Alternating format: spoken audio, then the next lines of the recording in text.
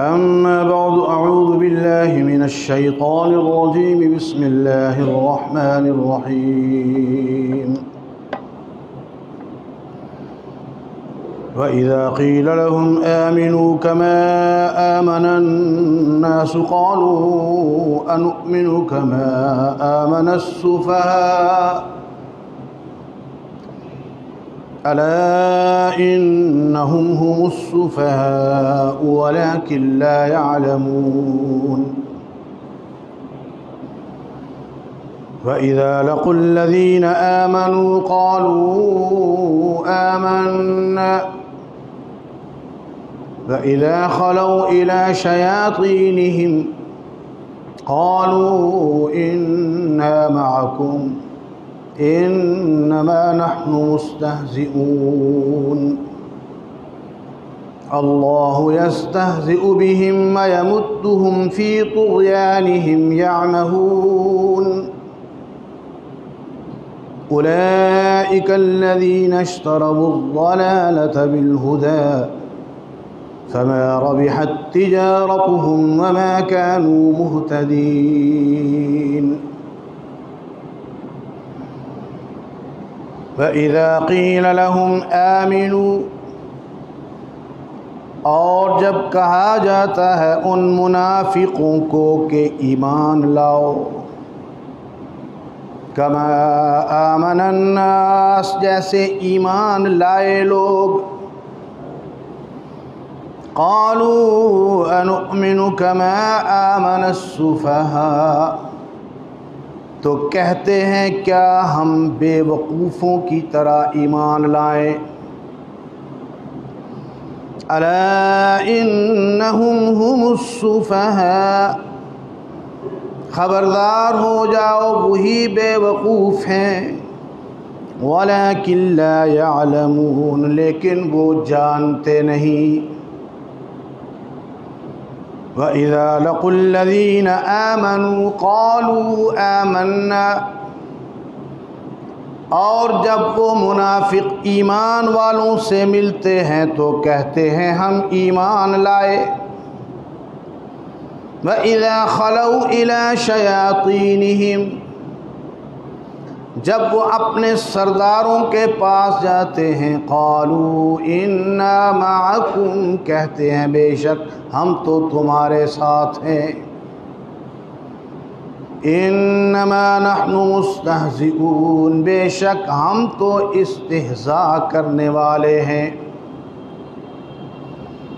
اللہ یستہزئ بہم اللہ ان سے استہزاء کرتا ہے وَيَمُدُّهُمْ فِي طُغْيَانِهِمْ يَعْمَهُونَ اور کھینچتا ہے ان کو اس سرکشی میں جس میں وہ سرگردان ہیں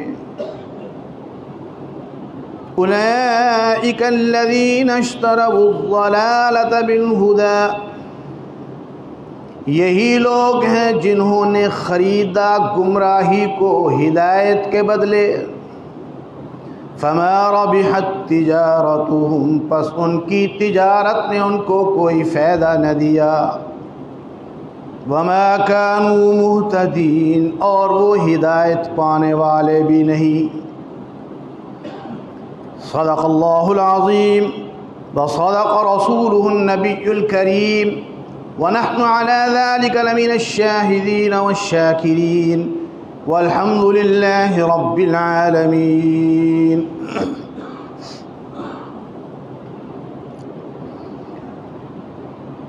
برادران اہل سنت والجماعت محترم بزرگوں قابل احترام ساتھیوں عزیز نوجوان بھائیوں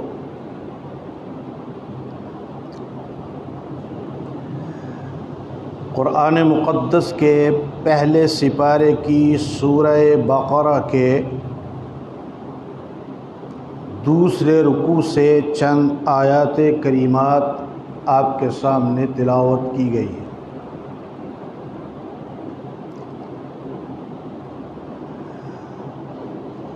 ان آیات کریمات میں اللہ رب العزت نے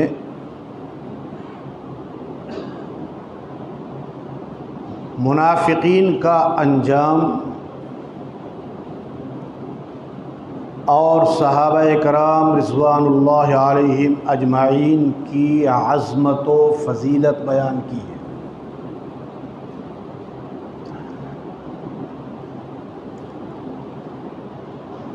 صحابہ کرام رضوان اللہ علیہم اجمعین کی عظمت و فضیلت کے حوالے سے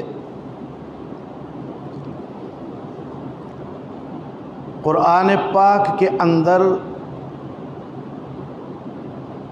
دو پہلوؤں پر گفتگو کی گئی ہے۔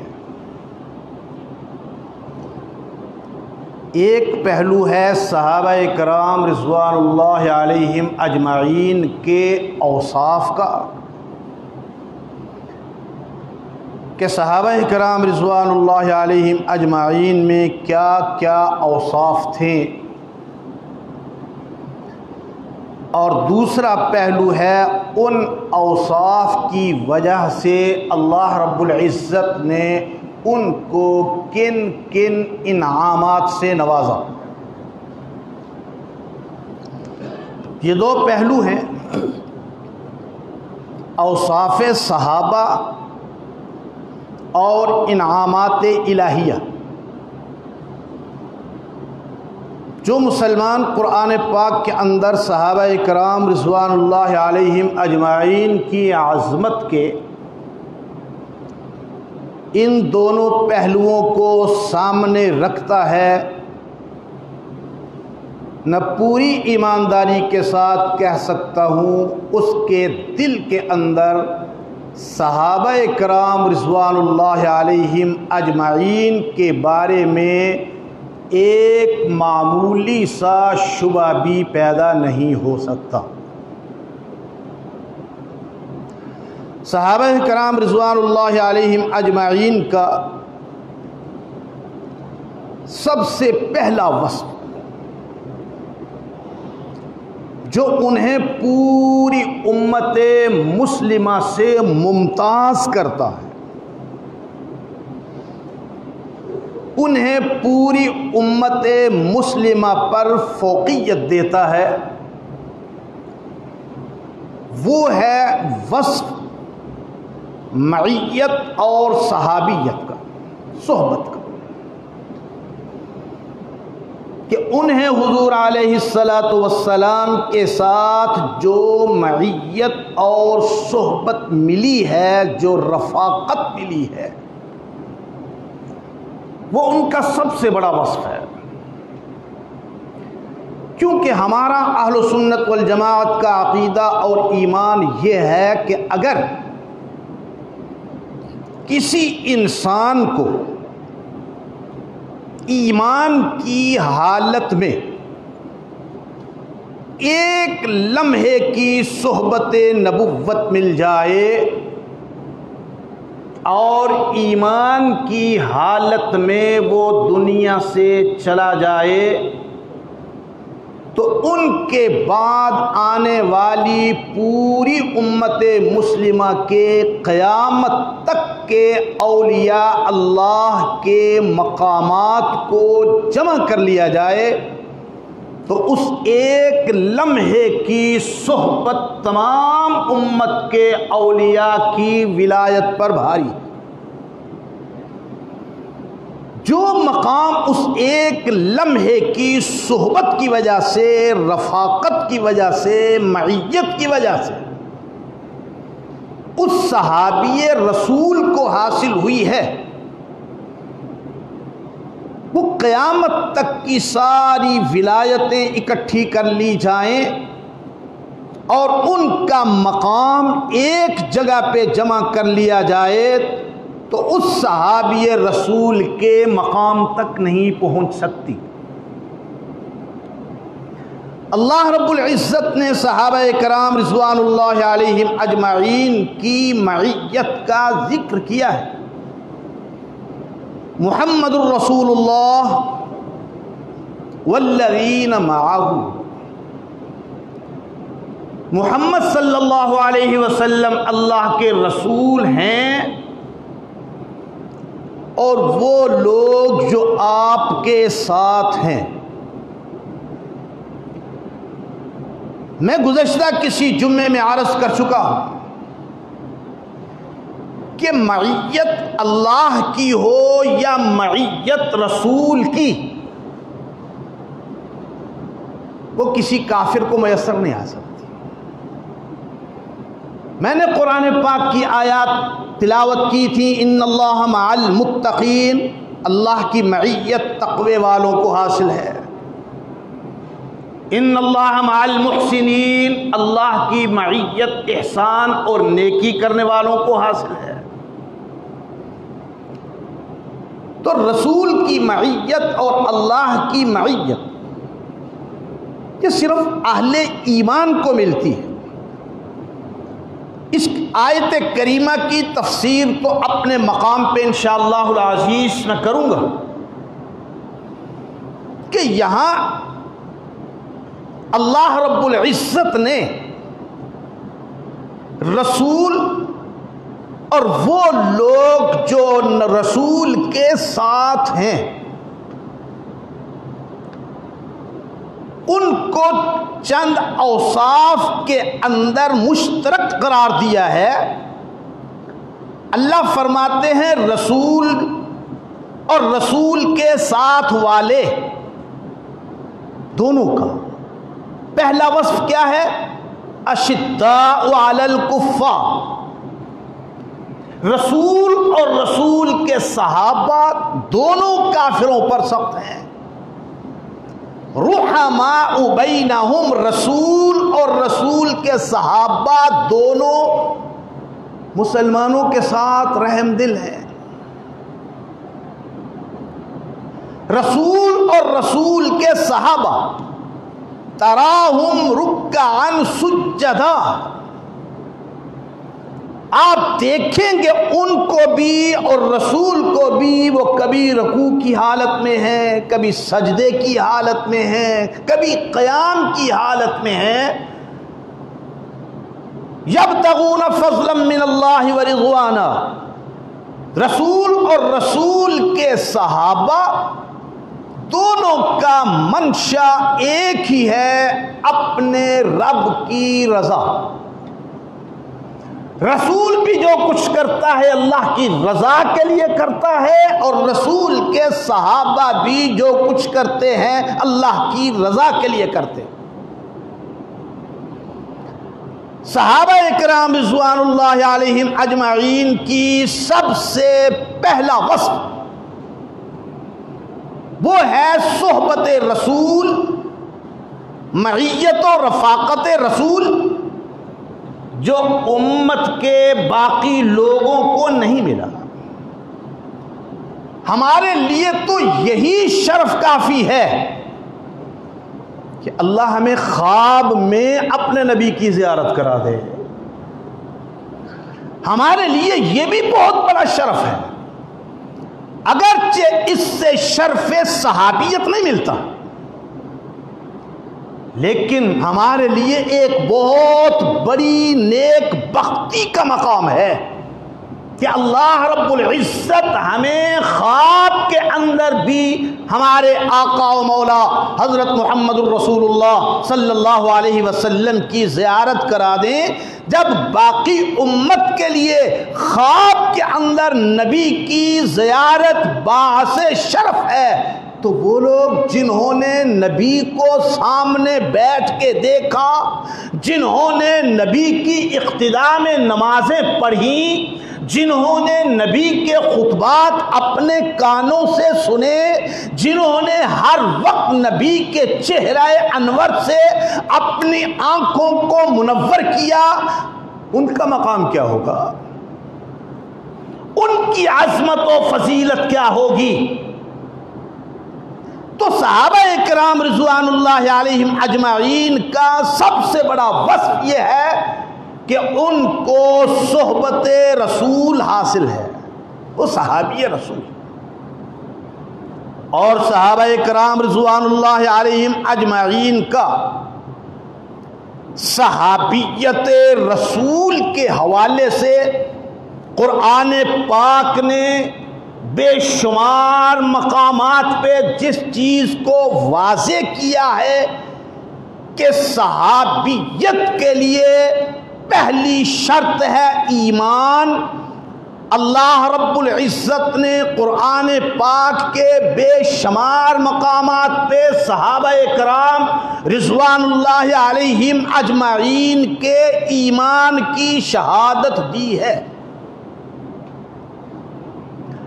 یہ بات میں دو ٹوک لفظوں میں کہتا ہوں، اس میں کوئی ابہام نہیں ہے کہ صحابہ کرام رضوان اللہ علیہم اجمعین کے ایمان کا گواہ خدا کا قرآن ہے،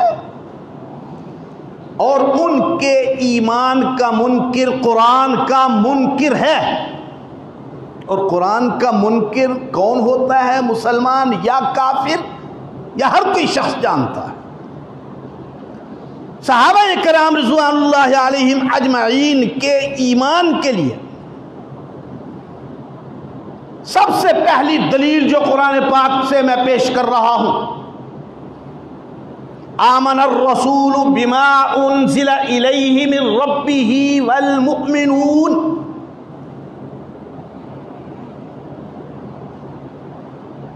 رسول بھی اس چیز پر ایمان لے آیا جو چیز اللہ رب العزت نے رسول پر نازل کی، اور رسول پر کیا چیز نازل ہوئی؟ اللہ کی وحی قرآن۔ اور ہمارا اہل سنت والجماعت کا عقیدہ اور ایمان ہے کہ حدیث رسول بھی اللہ کی وحی ہے۔ اللہ فرماتے ہیں رسول بھی ان چیزوں پر ایمان رکھتا ہے، والمؤمنون، اور ایمان والے بھی اس پر ایمان رکھتے ہیں۔ اس آیت کریمہ کے اندر ایک خاص چیز جو میں پہلے بھی کئی دفعہ بیان کر چکا ہوں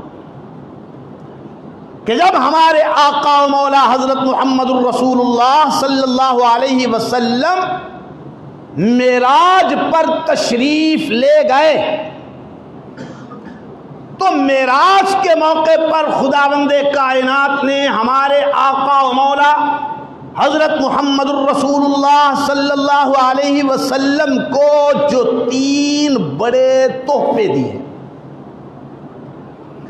حضرت عبداللہ بن مسعود رضی اللہ تعالی عنہ کی یہ روایت مسلم اور نسائی میں موجود ہے۔ حضرت عبداللہ بن مسعود رضی اللہ تعالی عنہ فرماتے ہیں کہ معراج کے موقع پر اللہ رب العزت نے حضور علیہ السلام کو 3 تحفے دیے۔ ایک تحفہ 5 نمازوں کا، ایک تحفہ سورہ بقرہ کی ان 2 آخری آیتوں کا، اور تیسرا تحفہ امت کے لیے مغفرت کا وعدہ۔ یہ 3 تحفے اللہ رب العزت نے، دیکھیے باقی سارا قرآن جبریل علیہ السلام کے واسطے سے حضور پہ اترا۔ یہ 2 آیتیں اللہ نے جبریل کے واسطے کے بغیر ڈائریکٹ نبی کو دی۔ اس میں جبریل واسطہ نہیں ہے، یہ خداوند کائنات نے ڈائریکٹ معراج کے موقع پر بلا واسطہ جبریل حضور علیہ السلام کو دی ہے۔ اور کہا کیا جا رہا ہے؟ ایمان لا چکا ہے رسول، اور ایمان لا چکے ہیں وہ لوگ جو اس وقت رسول کے ساتھ ہیں۔ اور میں سیرت النبی کے موضوع پر تفصیل کے ساتھ عرض کر چکا ہوں کہ معراج کا واقعہ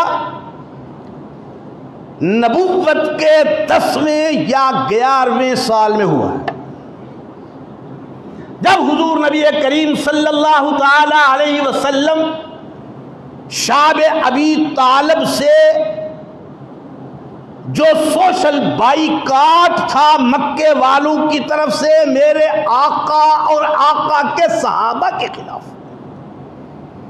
حضور علیہ السلام جب شاب ابی طالب سے نکلے، اسی سال ام المؤمنین سیدہ خدیجہ الکبریٰ رضی اللہ تعالی عنہا کا انتقال ہوا، اسی سال ابو طالب کا انتقال ہوا.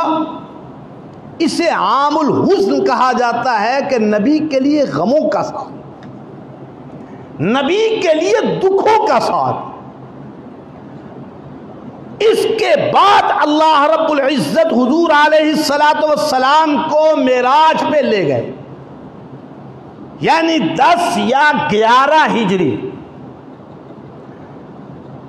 اس عرصے تک مسلمانوں کی تعداد 200 سے تجاوز کر چکی تھی. اس آیت کریمہ سے معلوم ہوتا ہے کہ شب معراج تک جو لوگ ایمان لا چکے تھے، اللہ نبی کے سامنے اس قرآن کی آیت کے ذریعے ان ایمان والوں کی شہادت دے رہا ہے جو اللہ نے نبی کو جبریل کے واسطے کے بغیر ڈائریکٹ دیا ہے. اللہ رب العزت فرماتے ہیں آمن الرسول بما انزل الیہ من ربہ والمؤمنون،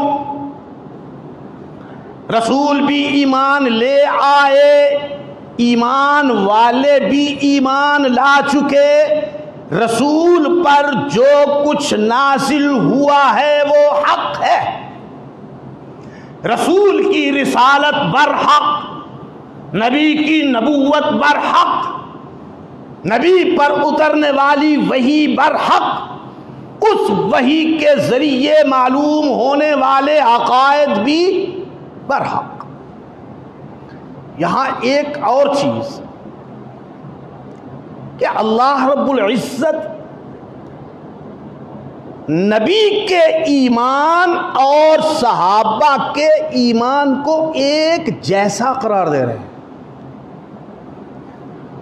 مفتی اعظم پاکستان حضرت مولانا مفتی محمد شفیع دیوبندی رحمۃ اللہ علیہ معارف القرآن میں فرماتے ہیں کہ اس آیت سے معلوم ہوتا ہے کہ وصف ایمان میں نبی اور صحابہ دونوں برابر ہیں، وصف ایمان، لیکن درجات ایمان الگ الگ ہیں. وصف ایمان ایک جیسا ہے، درجات ایمان الگ الگ ہیں، جسے میں اپنے لفظوں میں سمجھاتا ہوں.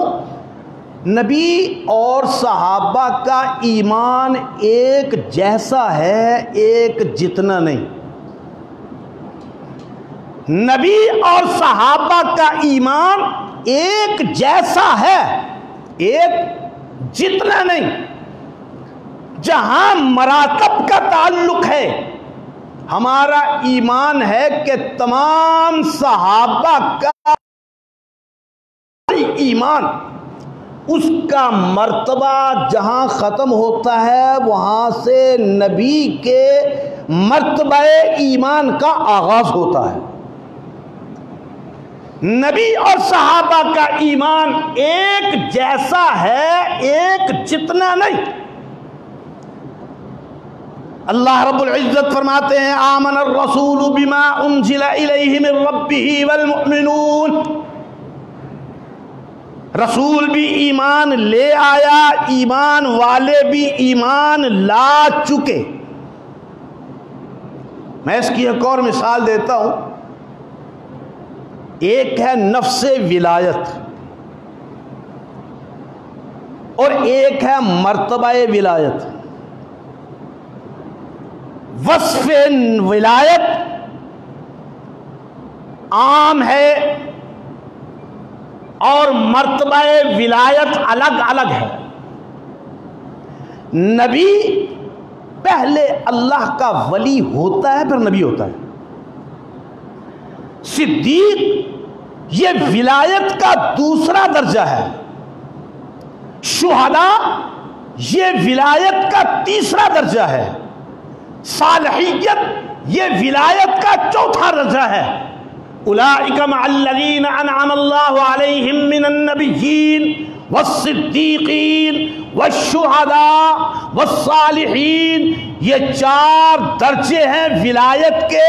پہلا ولایت کا درجہ انبیاء کا، دوسرا ولایت کا درجہ صدیقین کا، تیسرا ولایت کا درجہ شہداء کا، چوتھا ولایت کا درجہ صالحین کا۔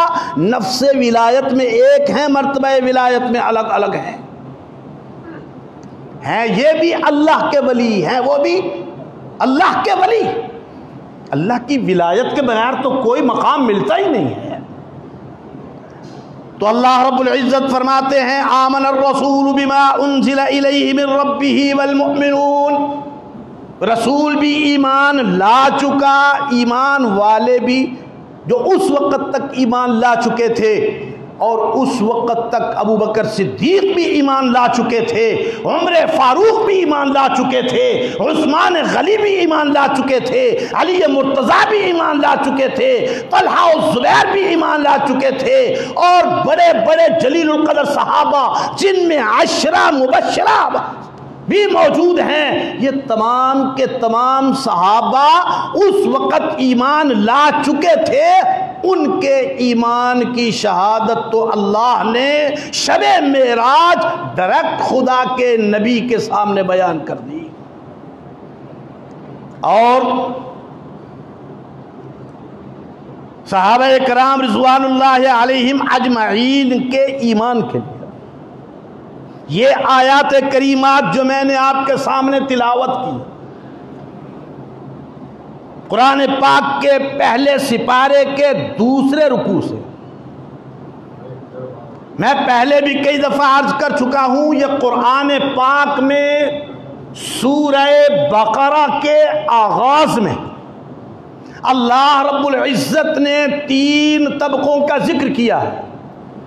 پہلے ایمان والوں کا ذکر کیا ہے، پھر کفار کا ذکر کیا ہے، پھر منافقین کا ذکر کیا ہے۔ 2 آیتوں میں اللہ نے ایمان والوں کا ذکر کیا ہے، الذین یؤمنون بالغیب ویقیمون الصلاة ومما رزقناہم ینفقون والذین یؤمنون بما انزل الیک وما انزل من قبلک وبالآخرۃ ہم یوقنون۔ ان 2 آیتوں میں اللہ نے ایمان والوں کا ذکر کیا ہے، اور پھر 2 آیتوں میں اللہ نے کافروں کا ذکر کیا ہے، ان الذین کفروا سواء علیہم اانذرتہم ام لم تنذرہم لا یؤمنون، ختم اللہ علی قلوبہم وعلی سمعہم وعلی ابصارہم غشاوہ ولہم عذاب عظیم۔ یہ 2 آیتیں، ان میں اللہ رب العزت نے کافروں کا ذکر کیا ہے۔ آگے اللہ رب العزت نے پورا رکوع تیسرے طبقے کا ذکر کیا ہے، منافقین کا۔ یہ پورے کا پورا رکوع ہی منافقین پر ہے۔ اس میں اللہ رب العزت نے منافقین کی 4 قباحتیں ذکر کی ہیں۔ ذرا توجہ دیجئے گا، کتنی قباحتیں؟ 4 قباحتیں منافقین کی ذکر کی ہیں۔ پہلی قباحت، وَمِنَ النَّاسِ مَن يَقُولُ آمَنَّا بِاللَّهِ وَبِالْيَوْمِ الْآخِرِ وَمَا هُمْ بِمُؤْمِنِينَ۔ منافقین کی پہلی قباحت یہ ہے کہ وہ دعویٰ کرتے ہیں ایمان کا، لیکن وہ مومن ہے نہیں۔ دعویٰ کرتے ہیں کہ ہم مومن ہیں، لیکن اللہ کہتا ہے وہ مومن۔ یہ اللہ رب العزت نے منافقین کی پہلی قباحت بیان کی کہ وہ دعویٰ کرتے ہیں ایمان کا، لیکن وہ ایمان والے ہیں نہیں۔ کیا مطلب؟ اللہ بتانا چاہتے ہیں وہ دھوکے باز ہیں، اور یہ بات میں نہیں کر رہا، آگے خود اللہ فرماتے ہیں یخادعون اللہ والذین آمنوا، وہ تو دھوکہ دے رہے ہیں ایمان کے نام پر اللہ کو بھی اور ایمان والوں کو بھی۔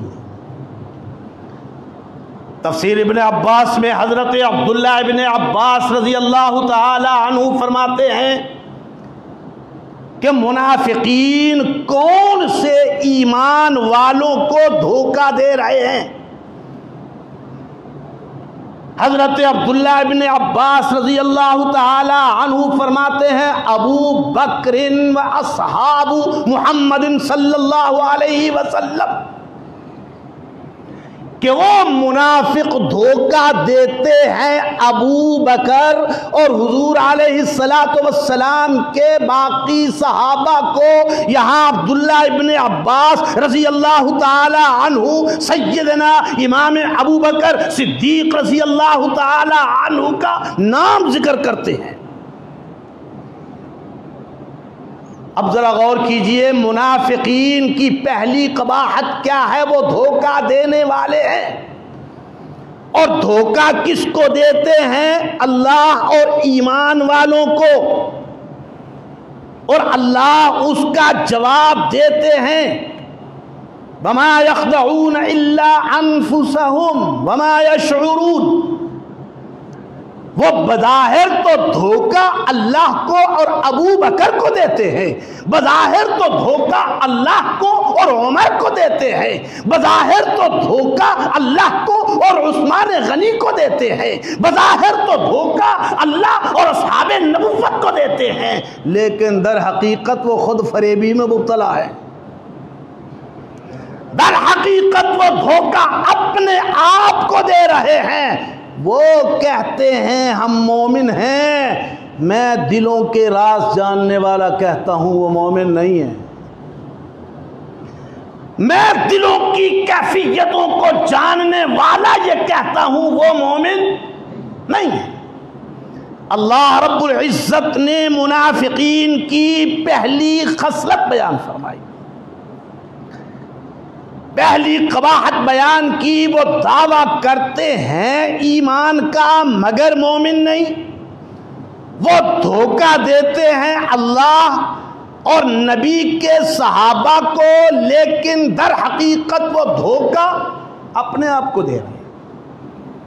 اللہ رب العزت نے منافقین کی دوسری قباحت بیان فرمائی وَإِذَا قِيلَ لَهُمْ لَا تُفْسِدُوا فِي الْأَرْضِ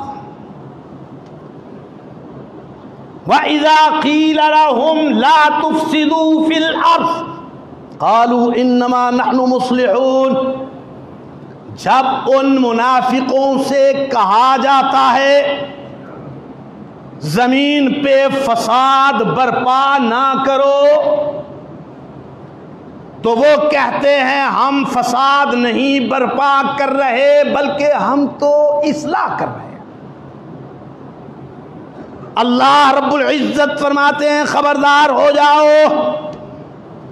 الا انہم هم المفسدون ولکن لا تشعرون ولکن لا یشعرون۔ یاد رکھو، خبردار ہو جاؤ، وہ زمین کے اندر فساد ہی برپا کرنے والے ہیں، لیکن ان کے اندر سمجھ نہیں ہے۔ اب سمجھنے والی چیز یہ ہے کہ فساد ہے کیا؟ فساد کس کو کہتے ہیں؟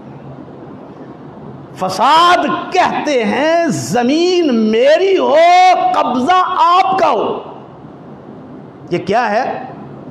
ذرا اونچی آواز سے، اور اونچی آواز سے، اور اونچی آواز سے۔ زمین میری ہو، قبضہ تیرا ہو، فساد ہے۔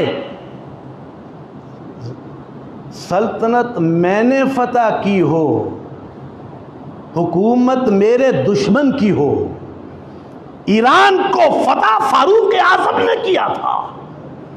ایران کس نے فتح کیا تھا؟ فاروق اعظم رضی اللہ تعالی عنہ نے۔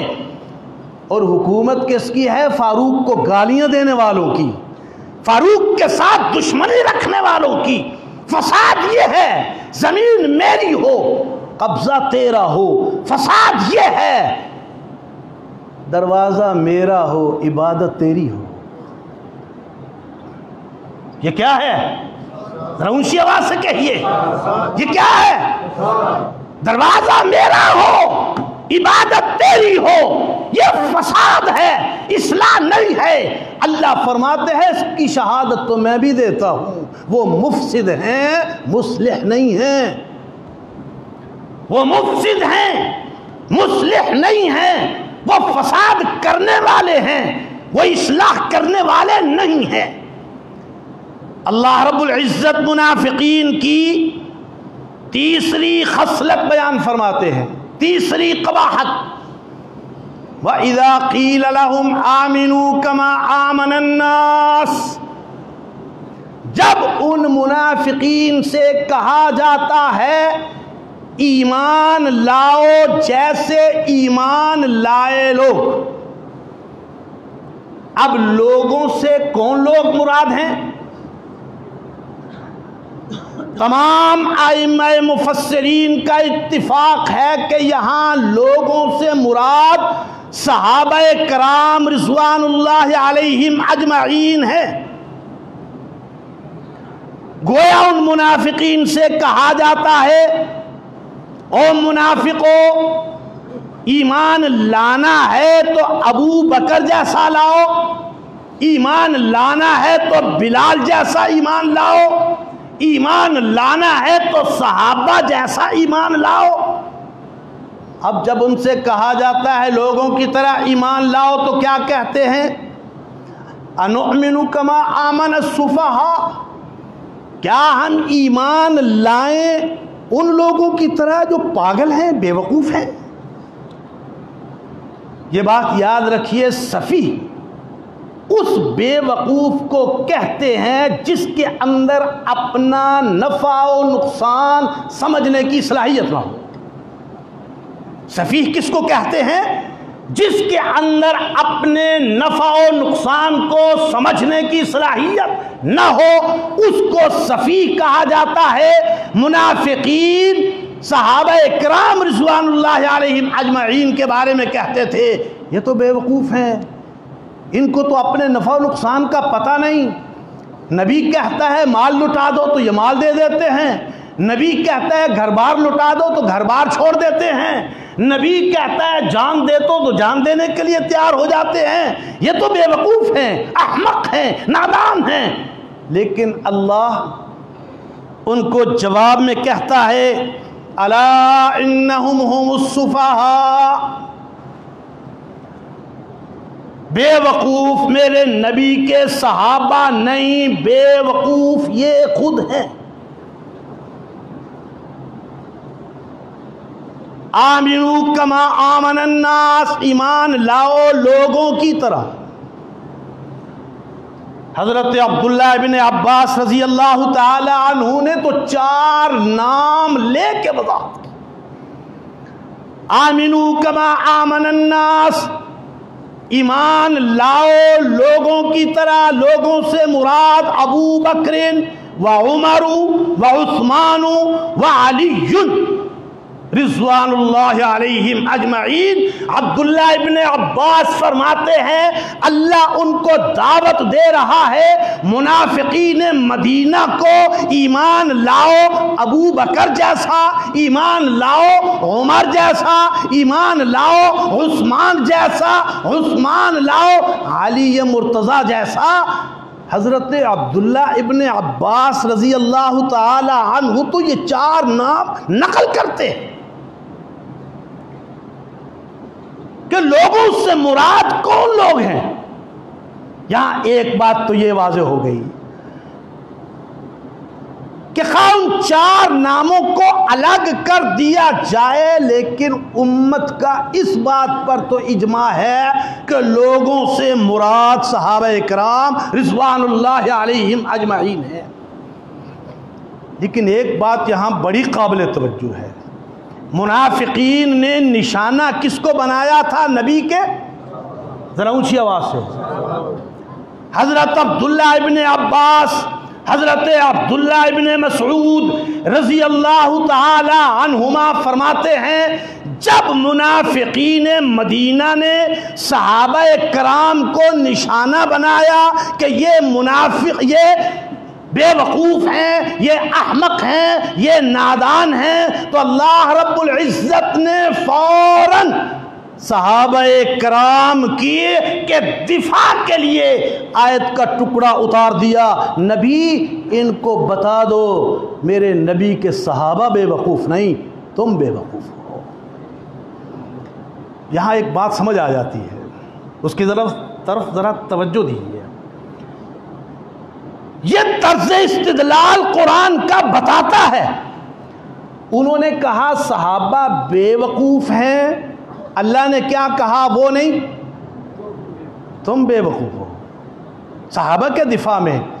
اب اگر کوئی کہے کہ صحابہ بے ایمان ہے تو اللہ کیا کہے گا؟ ذرا اونچی آواز سے۔ اللہ انہی کے الفاظ میں جواب لوٹاتا ہے۔ جو کہتا ہے صحابہ بے وقوف ہیں، صحابہ نہیں، وہ بے وقوف ہے۔ جو کہتے ہیں صحابہ کافر ہیں، صحابہ نہیں، وہ کافر ہے۔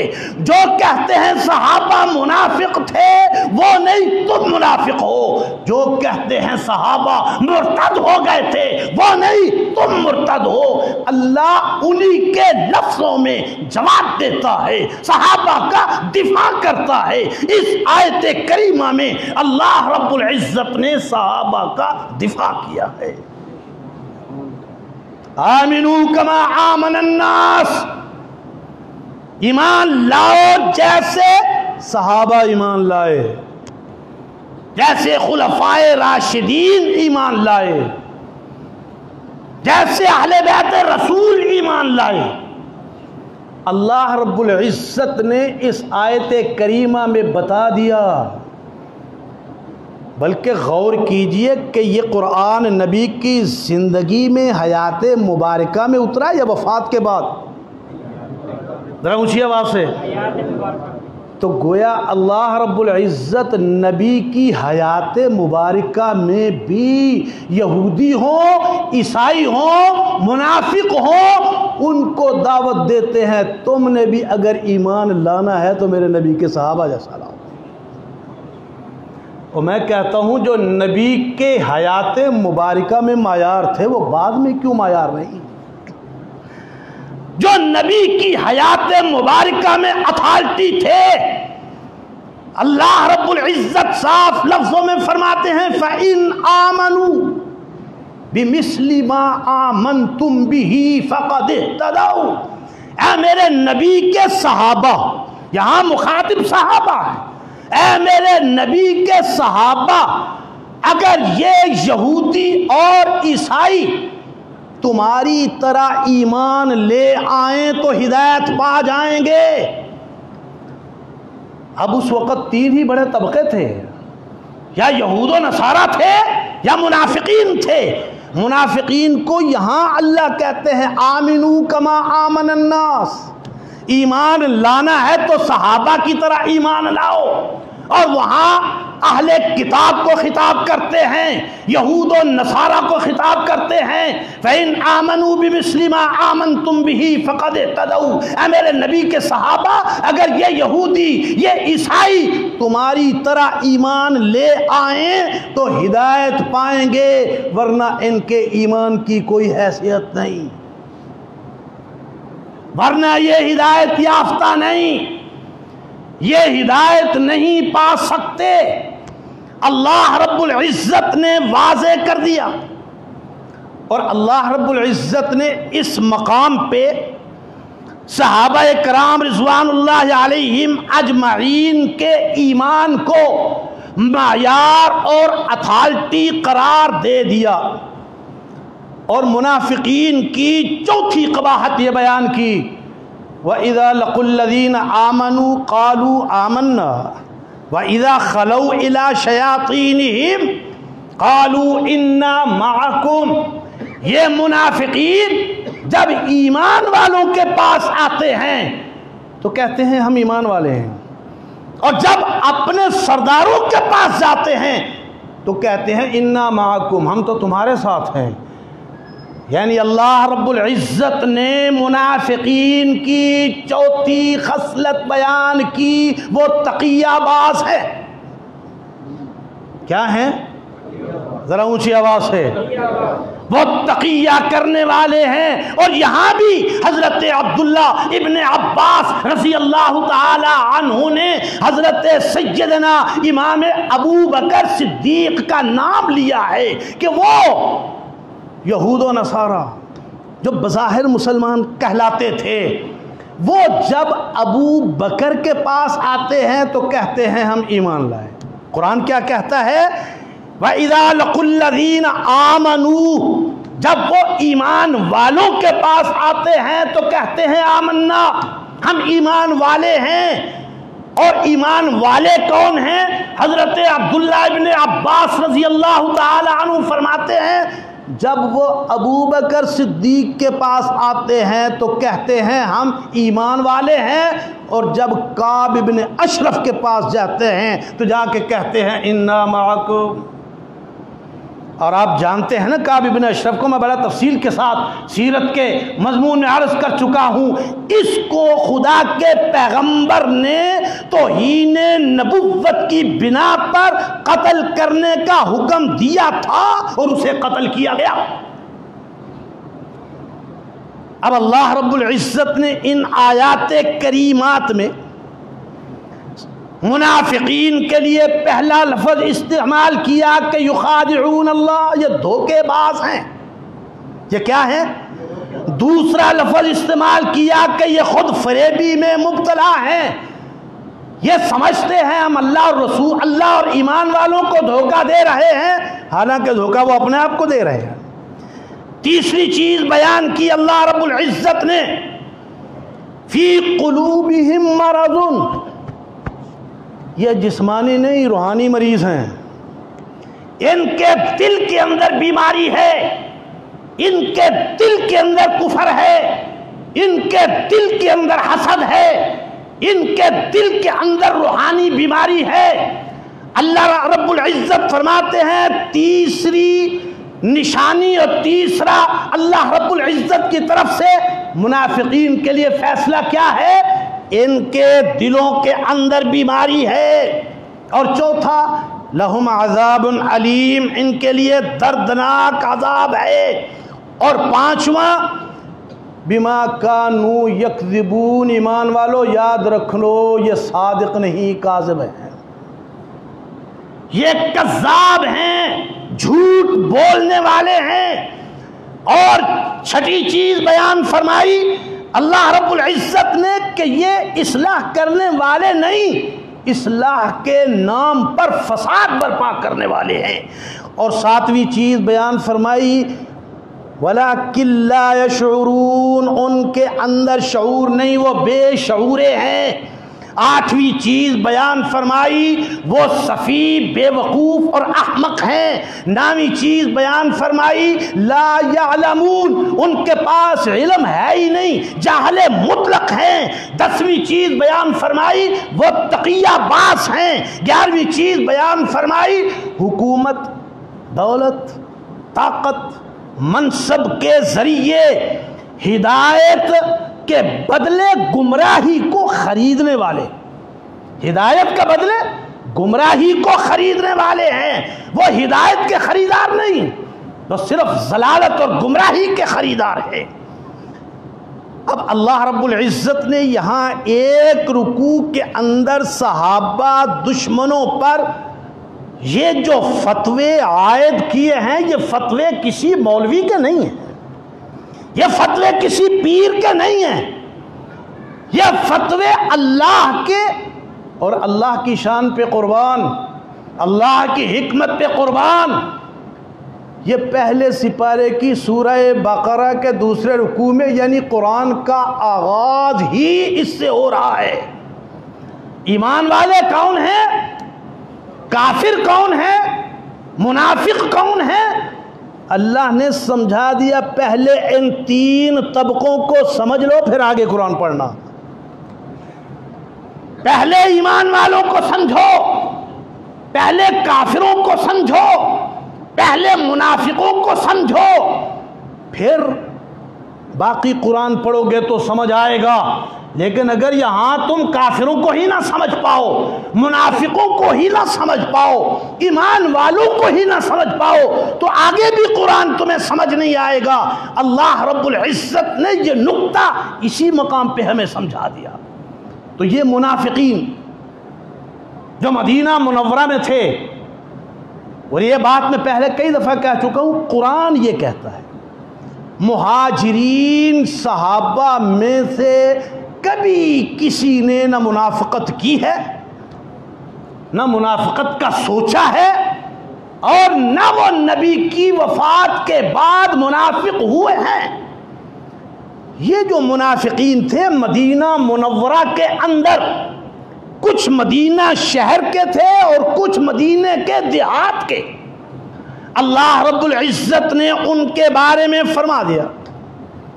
اب منافق، یہ بات کر کے ختم کرتا ہوں، منافق کے بارے میں حضرت امام مالک رحمت اللہ علیہ فرماتے ہیں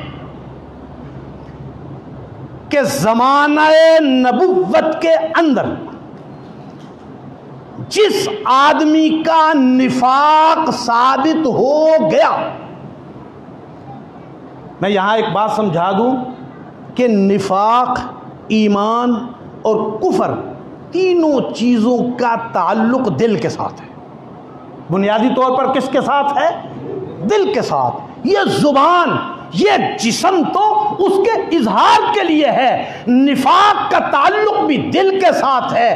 زمانہ نبوت کے جو منافقین تھے، اللہ رب العزت وحی کے ذریعے نبی کو بتا دیتے تھے یہ منافق ہے۔ اب اس کے بعد تو وحی آنی نہیں، حضور علیہ السلام کے بعد تو وحی کے دروازے بند ہو چکے۔ امام مالک رحمت اللہ علیہ فرماتے ہیں اب صرف اسلام یا کفر، ایمان یا کفر۔ اب آپ کیسے معلوم کریں گے کہ ایک آدمی نماز پڑھ رہا ہے، روزہ بھی رکھتا ہے؟ جیسے منافقین مدینہ نماز بھی پڑھتے تھے، حضور علیہ السلام کے خطبات بھی سنتے تھے، لیکن در پردہ وہ اسلام کی جڑیں کھوکھلی کرتے تھے۔ اب ان کے اندر کی کیفیت تو صحابہ نہیں جانتے تھے، اللہ نے وحی کے ذریعے نبی کو بتا دیا۔ امام مالک رحمت اللہ علیہ فرماتے ہیں زمانہ نبوت میں جس کا نفاق ثابت ہو چکا، ہم اسے منافق نہیں، ہم اسے زندیق سمجھتے ہیں۔ ہمارے نزدیک وہ کیا ہے؟ زندیق۔ ذرا اونچی آواز سے، زندیق کہتے ہیں اس آدمی کو جو دعویٰ اسلام کا کرے عقیدہ کفر کا رکھے۔ زندیق کس کو کہتے ہیں؟ جو دعویٰ اسلام کا کرے عقیدہ کفر کا رکھے، اس کو زندیق کہتے ہیں۔ امام مالک رحمت اللہ علیہ فرماتے ہیں عہد نبوی میں جس کا نفاق ظاہر ہو چکا، ہمارے نزدیک کیا ہے وہ؟ ذرا اونچی آواز سے، زندیق ہے۔ اب نبی کے دور میں زندیق اور صدیق دونوں میں فرق سمجھ لیجیے۔ نبی کے دور کا جو سب سے بڑا زندیق تھا عبداللہ ابن ابی، کون؟ ذرا اونچی آواز سے، زمانہ نبوت کا جو سب سے بڑا زندیق تھا، اللہ نے اس کے لیے حکم دے دیا لا تصلی علی احد منہم مات ابدا۔ میرے نبی کسی زندیق کی نماز جنازہ پڑھنے کی تجھے اجازت نہیں۔ زندیق کا حکم کیا ہے کہ نبی کو اس کی نماز جنازہ، نماز پڑھنے کی اجازت نہیں۔ اور صدیق کون ہے؟ اللہ کہتے ہیں میرے پیغمبر صدیق کو نماز کے لیے اپنے مصلی پہ کھڑا کرتے ہیں۔ زندیق وہ جس کی نماز پڑھنے کی اجازت نہیں، صدیق وہ جس کو اپنے مصلی پہ نماز پڑھانے کے لیے کھڑا کیا، اور ایک نہیں، دو نہیں، 10 نہیں، 17 نمازیں جس نے نبی کی حیات میں نبی کے مصلی پہ کھڑے ہو کے پڑھائی ہے۔ اور زندیق و صدیق میں دوسرا فرق، اللہ رب العزت فرماتے ہیں وَلَا تَقُمْ عَلَىٰ قَبْرِ، میرے پیغمبر خبردار کسی زندیق کی قبر پر کھڑے ہو کر اس کے لیے دعائے مغفرت بھی نہ کرنا۔ جب صدیق کی باری آئی تو اللہ نے فرمایا نبی اس کو قبر کے اندر اپنے پاس لاؤ۔ زندیق کی قبر پر بھی کھڑے ہونے کی اجازت نہیں، صدیق کو اپنے مصلی پہ کھڑا کر کے نبی نے 17 نمازیں صدیق سے پڑھائی۔ علی پیچھے تھے، عمر پیچھے تھے، عثمان پیچھے تھے، طلحہ پیچھے تھے، زبیر پیچھے تھے، رضوان اللہ علیہم اجمعین۔ صدیق وہ جس کو نبی نے اپنے مصلی پہ کھڑا کر دیا، صدیق وہ جس کی نماز پڑھنے کی اجازت نہیں، صدیق وہ جس کو قبر میں اپنے، صدیق وہ جس کی قبر پر کھڑے ہو کے اس کے لیے دعا کرنے کی بھی اجازت نہیں۔ تو اللہ رب العزت فرماتے ہیں وَإِذَا قِيلَ لَهُمْ آمِنُوا كَمَا آمَنَ النَّاسِ، جب ان منافقوں سے کہا جاتا ہے ایمان والوں کی طرح، ان لوگوں کی طرح ایمان لاؤ، قَالُوا أَنُؤْمِنُ كَمَا آمَنَ السُّفَهَاءُ، تو کہتے ہیں ہم ان بے وقوفوں کی طرح ایمان لائیں۔ اللہ فرماتے ہیں الا انہم هم السفہاء، خبردار یہ صحابہ کو بے وقوف کہہ رہے ہیں، میں خدا دلوں کے راز جاننے والا بتاتا ہوں۔ بے وقوف نبی کے صحابہ نہیں، بے وقوف وہ ہیں جو نبی کے صحابہ کو بے وقوف سمجھتے ہیں۔ تو اللہ رب العزت نے اپنا طریقہ کار بتا دیا کہ میں صحابہ کے دشمنوں پر کوئی نیا فتویٰ نہیں دیتا، بلکہ جو وہ صحابہ کے بارے میں گمان کرتے ہیں وہی ان کی طرف لوٹا دیتا ہوں۔ وہ صحابہ کو کافر سمجھتے ہیں، میرے نزدیک وہ کافر ہیں۔ وہ صحابہ کو کافر سمجھتے ہیں، میرے نزدیک وہ کافر ہیں۔ وہ صحابہ کو بے شعورہ سمجھتے ہیں، میرے نزدیک وہ بے شعورے ہیں۔ وہ صحابہ کو جاہل سمجھتے ہیں، میرے نزدیک وہ جاہل ہے۔ اللہ رب العزت انہی کی زبان میں اپنا فتویٰ جاری کر دیتے ہیں۔ آج پھر جیسا کہ میں نے پچھلے جمعے بھی اعلان کیا تھا